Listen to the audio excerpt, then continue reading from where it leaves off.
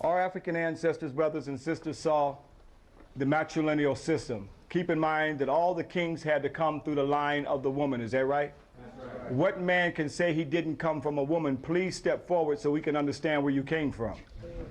So our ancestors had no problems understanding that divine principle of that sacred womb where we all came from.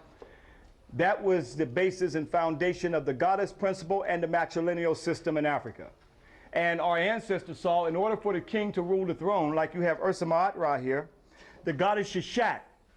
Here you see her in the tree of divine wisdom, giving the fruit of divine knowledge and wisdom in order for him to rule the throne. It had nothing to do with no tree of good and evil.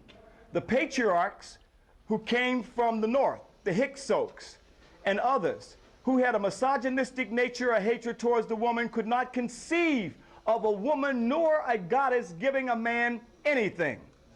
And that story was corrupted. The tree of divine wisdom and divine life was corrupted into the tree of what? Because here we have that they created in their biblical stories in the opening of the pages in Genesis that there was Adam and Eve, is that right? And they were not to eat of the tree of what? Knowledge of what? Good and evil. Now who was seduced by the serpent and ate from the tree? Eve. That's why, sisters, you got to watch and hear that sound. Psst. But anyway, here we see that she was seduced to eat the fruit, and then she seduced who?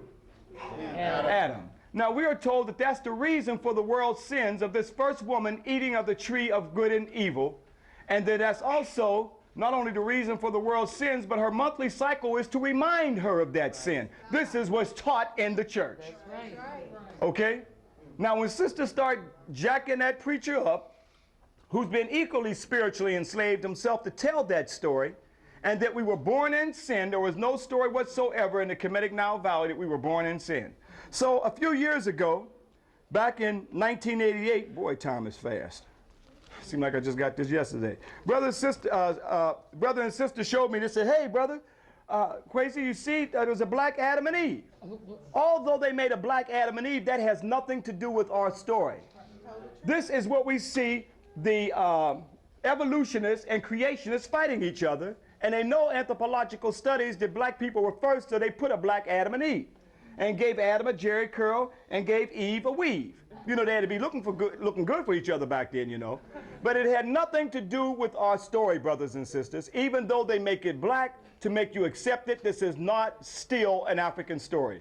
The African story is the goddess Sheshat giving the fruit of divine life from the tree of divine life and wisdom in order for the king to rule the throne.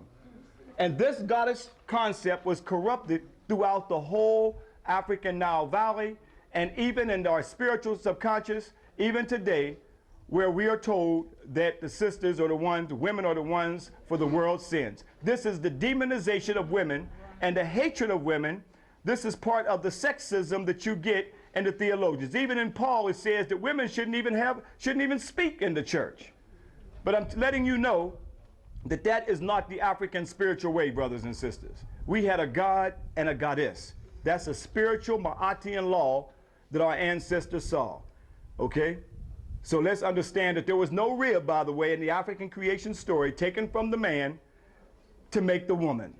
That didn't exist. They were created simultaneously. So we did not have no story, but all of us got a navel where the umbilical cord was severed from our mothers, where we all came from.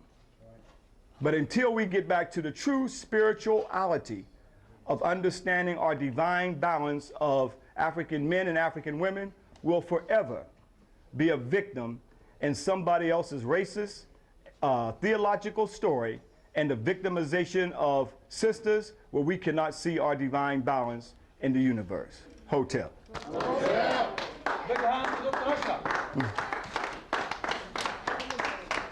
And you know the story is corrupted anyway, because as they said, there was only Adam and Eve, and then they created a son named who? Cain and Abel. And Cain went out to the land of Nod and found what? They haven't been able to explain that story yet. And then the racist theologians will tell you that was the sub-Negroid race. No, African people had a great kingdom long before their Adam and Eve story that they created and corrupted from the goddess Aset and Asar from right here in Kemet, right here in Egypt where you are. These stories are told. This is a book in stone. That's why they carved endlessly so it could not be revised. You see the ark already back there. How could the Ark of Covenant, that the Jews say that Jehovah God is the portable God house, and you got it right here. That they're carrying? And we are taught to go to Jerusalem and not to come back here to Kemet. We look at Jerusalem as being the Holy Land, not Kemet as being the Holy Land. This was the original Holy Land. This was the original Taneter land. I know that may be hard for some of us, but 400 years of indoctrination, you have to look at yourself as a victim. And we have been a victim. But we have continuous stories. So this is a book in stone. You can have a few minutes to take your pictures of the goddess Shishat and go back and tell the story. Show it to the preachers. Show it to the ministers. We want to get to the root of these stories, and you've come halfway around the world, back to the African Nile Valley, and witnessed where they've copied and manipulated these stories from you. We want to get to the root of the story, and the root of the story was no Eve, but it was in fact Shishat, giving divine knowledge and wisdom. See, the only story that we have when a story regurgitates up is what white folks put in our psyche. But now the real psychological warfare is going to take place now because you are here. You're witnessing on the temples now, Shishat and the tree of life and many other concepts that we have shown, and that's down in your psychic. So when you hear the Garden of Eden, what's going to trigger in your mind right back here? I saw Shishat. And it was nothing. That's what's going to trigger. That's what's going to activate. But if you have nothing down in your psychic to fight that, then you can only accept that which has been told to you.